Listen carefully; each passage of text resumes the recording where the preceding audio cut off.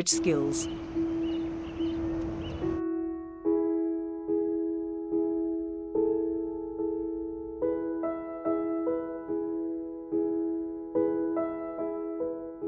Dr. Ruth Morgan now facilitates a workshop on storytelling. 95 after democracy.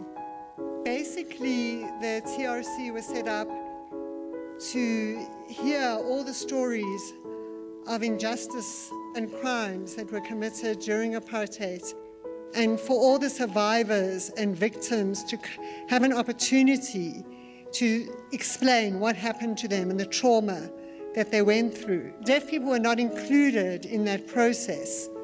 And so a lot of the stories that we collected were people talking about the trauma that they had experienced as deaf South Africans. But it's important for everybody, whether you lived through apartheid or not, to tell their stories, because everybody's gone through abuse and hardships and oppression and traumatic experiences. That kind of pain and suffering is just part of the human condition, and it applies to all people, deaf and hearing. But in the deaf world, it's even more important because we all know about the extent of the oppression that happens to deaf people at the hands of hearing people. Storytelling comes naturally for deaf children and is a part of deaf culture. For those who don't come from a deaf family, they also like telling stories because they socialize with deaf friends in schools.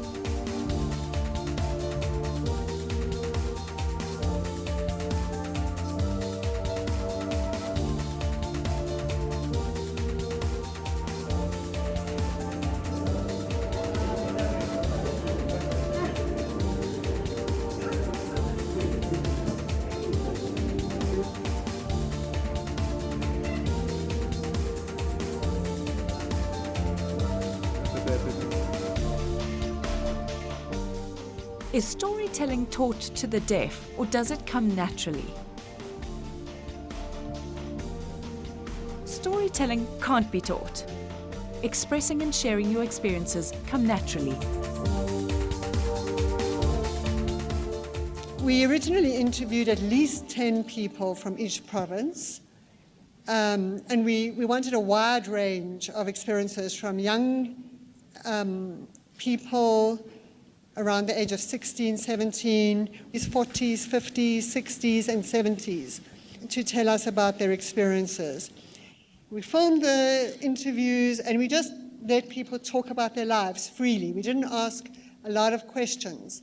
We just said, tell me about your experiences, tell me about your life as a deaf person. We found that all the people experienced oppression from the hearing world. But what was also interesting was that all deaf people of all races experienced very similar oppression and hardship and trauma as a result of oralism. And not only punishment from oralism, but general punishment. I was completely shocked at the level of abuse from the hearing teachers, the principals, and the house mothers. One young woman in particular told about how she was locked in a fridge and was at boarding school, and she was accused of stealing a few cents when she cleaned the classroom, and the teacher noticed some of her change was missing and blamed the child, and then didn't listen to the fact that she was innocent and locked her in the fridge, a big storeroom fridge, and at the school for hours. She actually was an adult by the time she was interviewed, and she told that story twice. The first time, and then she repeated the whole thing again with all those details again, because she was so traumatized, she needed to express it twice. And she wasn't the only one. Hers was maybe the most extreme, but there were lots of stories about lots of really severe punishments that was given out at schools.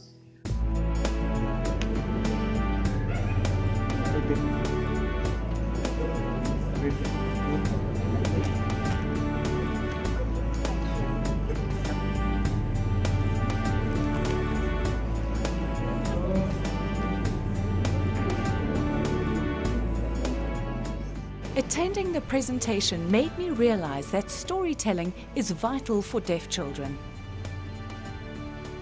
Going back home to Gabon, I will challenge the president of the Deaf Association to implement the necessary education. I will use all the information to the best of my ability.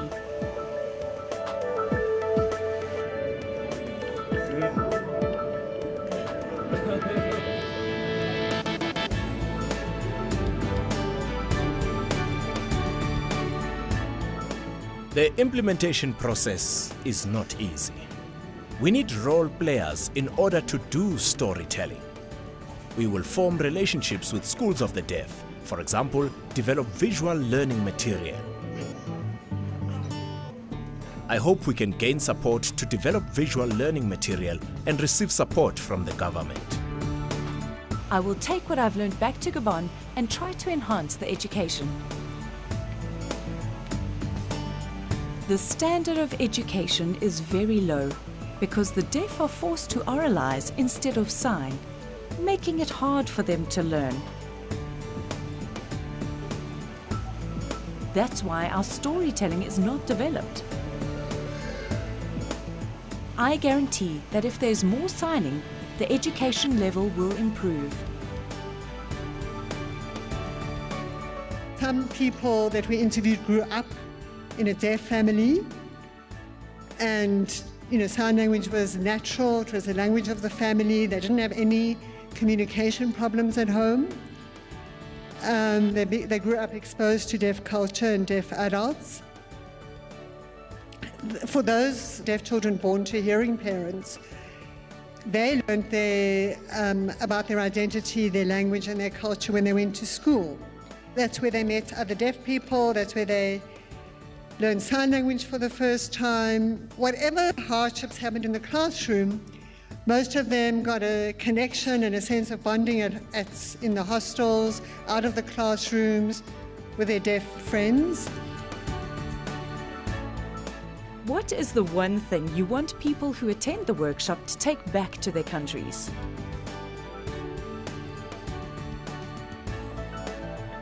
I hope when the people go back to their countries, they will continue gathering more stories.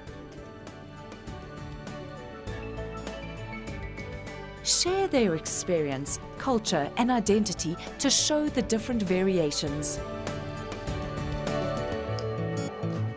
Next week, we'll bring you more from the conference.